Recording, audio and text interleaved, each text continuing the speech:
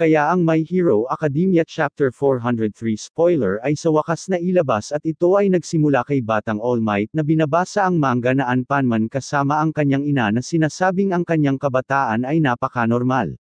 Kahit na ito ay hindi isang bagay na maaring matawag na disenteng origin, pero palagi niyang nililingon ang kanyang likod, at nakikitang ang daan na kanyang pinili ay napaka-importante. Pagkatapos nitong maikling flashback ni All Might, tayo ay napunta sa kasalukuyan, at si All For One ay tumatawa na sinasabing si All Might ay hindi magawang mapili kung paano siya mamamatay.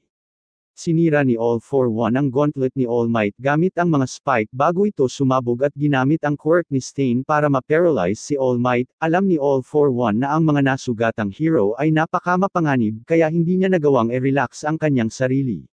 Ngayon na ang UA ay lumulutang, si Gentle Criminal ay sinubukang umalis para iligtas si All Might pero nagpakawala si All For One ng laser sa UA na pumilit para si Gentle ay manatili doon na pinipigilan ang eskwelahan.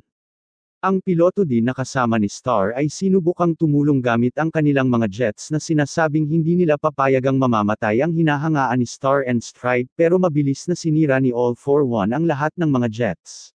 Pagkatapos na makita ito, si Commander Agpar ay nawawala ng pag-asa, si Midoriya at Sukauchi ay nagsimulang mataranta noong hinawakan ni All For One ang kamay ni All Might. Sa sumunod na pahina ipinakita ang ilang tao sa buong mundo na nanunood ng laban, ilang tao ang nag-cheer kay All Might pero ilang tao din ang sumuko na.